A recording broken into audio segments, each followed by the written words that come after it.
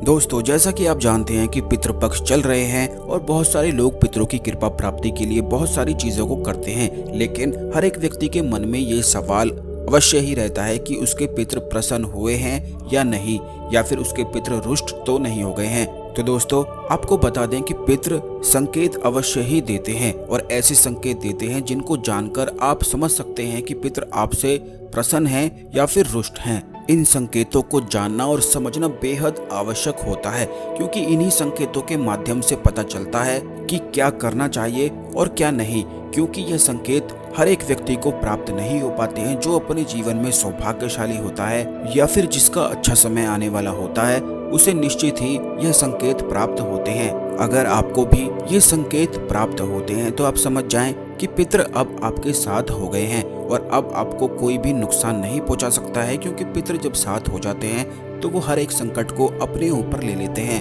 तो दोस्तों, आज के इस वीडियो में कुछ बड़ी ही खास जानकारी और संकेतों के बारे में हम आपको बताएंगे, लेकिन उससे पहले वीडियो को लाइक करके कमेंट बॉक्स में ओम नमः शिवाय हर हर महादेव अवश्य ही लिख दें, जिससे भगवान शिव की कृपा आप पर हमेशा ही बनी रहे। तो दोस्तों, आपको बता दें कि पितरों की आत्मा की शांति के लिए पितृपक्ष में तर्पण श्राद्ध किया जाता है।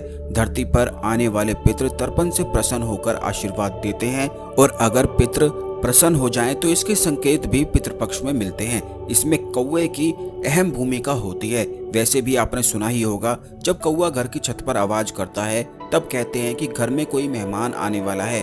बल्कि कौवे को श्राद्ध पक्ष में भक्ति और विनम्रता से भोजन कराने की बात विष्णु पुराण में भी बताई गई है। कौवे को पितरों का प्रतीक मानकर श्राद्ध पक्ष के दिन में भोजन कराया जाता है। कौवे और पीपल वृक्ष को ही पितरों का प्रतीक बताया गया है और ऐसी कुछ बातें भी हैं जिनसे बड़ी आसानी से पहचाना जा सकता है कि पितृपक्ष के दौरान कौवा घर की छत पर बैठकर शुभ संकेत दे रहा है या फिर अशुभ। तो दोस्तों, अगर आपके घर की छत पर कौवा बैठा है, श्राद्ध पक्ष में बैठा है, तो दोस्तों श्राद्ध के दिनों में यदि घर की छत पर बैठे कौवे के चोंच में फूल पत्ती हो तो आप समझ जाएं कि आपके मनोरथ की सिद्धि हो चुकी है। पितृ आपसे प्रसन्न हो चुके हैं और अब आपके सभी कार्य संपन्न होने वाले हैं। इसी प्रकार यदि कौवा गाय की पीठ पर बैठकर अपनी चोंच रगड़ता हुआ दिखाई दे तो आप समझ जाएं कि जो आपके जीवन में धन की परेशानी चल रही है, अब उन सभी कार्यों में सिद्धि होने वाली है। यानी कि जैसे कि बहुत सारे लोगों के जीवन में नौकरी की समस्याएं रहती हैं, उन्हें नौकरी प्राप्त नहीं हो पाती है, व्यवसाय उनका ठीक नहीं चल पाता है, तो अगर गाय की पीठ पर कौवा बैठा हुआ मिल जाए तो आप समझ जाएं कि अब आपके कार्य संपन्न होने वाले हैं।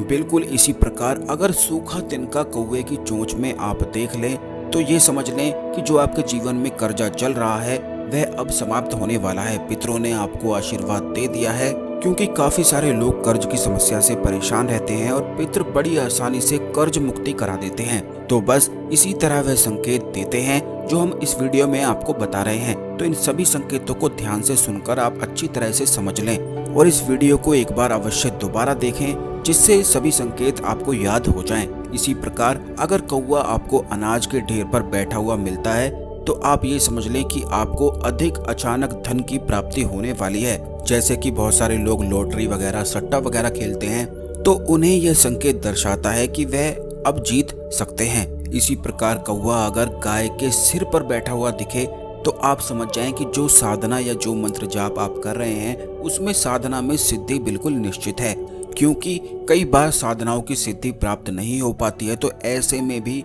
पितृ सहायता कर देते हैं, क्योंकि पितरों के पास संपूर्ण देवताओं की शक्ति होती है। तो दोस्तों, अगर पितृपक्ष में यह संकेत आपको दिखते हैं तो आप समझ जाएं कि आप भाग्यशाली हैं। आशा करते हैं आपको हमारी जानकारी पसंद आई होगी। ओम नमः शिवाय, हर हर महादेव।